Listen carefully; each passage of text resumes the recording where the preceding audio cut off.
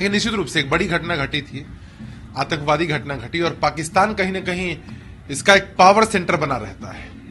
हाफिज सईद जैसे दुर्दांत अपराधी आतंकवादी वहां शरण पाते हैं, दुर्भाग्यपूर्ण मसला है।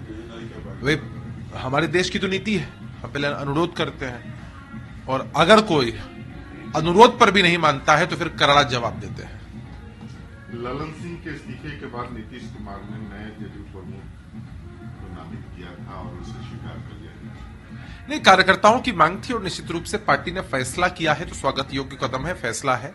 और पहले भी आदरणीय नीतीश कुमार जी ने इस पद को संभाला है, ललन सिंह जी भी बखूबी संभाल रहे थे, और कारण जो भी है उन्होंने स्पष्ट भी किए हैं। तो ये हमारी पार्टी के आंतरिक लोकतंत्र की खूबसूरती है, किस तरह से चीजें होती हैं।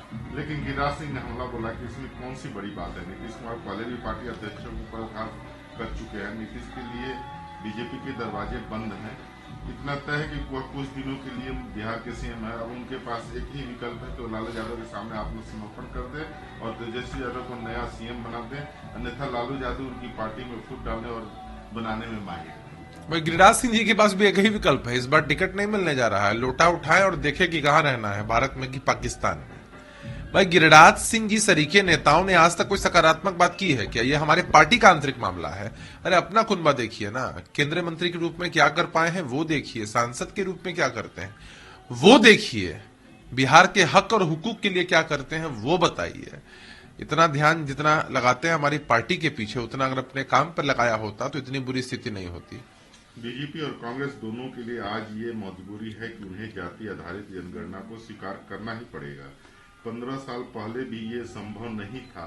अगर इंडिया ब्लॉक सत्ता में आता है तो सबसे महत्वपूर्ण एजेंडा जाति आधारित जनगणना लागू करना होगा, और इसमें कोई संदेह नहीं है। जेडीयू के वरिष्ठ नेता किसी के आगे नहीं है। देखिए, ये समय की मांग है, जाति आधारित जनगणना पूरे देश में हो, इसके लिए सरकारों को प्रयास करना चाहिए था, नहीं हुआ, ये सबके सामने।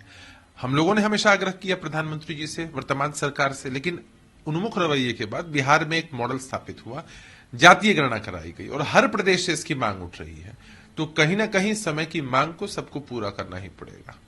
पश्चिम बंगाल में इंडिया ब्लॉक पार्टियों के साथ गठबंधन पर टीएमसी के नेता कुणाल घोष ने कहा कि ममता बनर्जी ने साफ कर दिया है कि इंडिया ब्लॉक जो है देश में चुनाव लड़ेगा और टीएमसी बंगाल में बीजेपी के विरोध में लड़ाई लड़ेगी, खिलाफ मतलब नेतृत्व देगी। उन्होंने सीपीआईएम और कांग्रेस पर भी कहा कि ये लोग शून्य पर आउट हुए थे पिछली बार, और इन लोगों ने वोट शेयरिंग करके भाजपा को फायदा पहुंचाया था।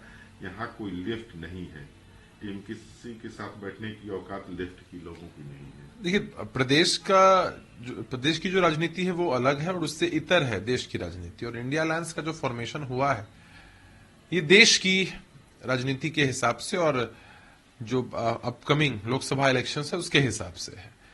तो जो भी रणनीति होगी सबके सामने होगी। झारखंड के मुख्यमंत्री हेमंत सोरेन ने शुक्रवार को एक बड़ी घोषणा करते हुए कहा कि सरकार ने आदिवासियों और दलितों के लिए वृद्धावस्था पेंशन के लिए योग्यता आयु को पिछले 60 जो वर्ष हुआ करता था अब उसको घटाकर 50 वर्ष कर दिया। झारखंड सरकार का ये फैसला है, और नीतिगत फैसले हर सरकार की तरफ से लिए जाते हैं, उसके पीछे कुछ तथ्य होते हैं, बेहतर वहां की सरकार इसको एक्सप्लेन कर पाएगी।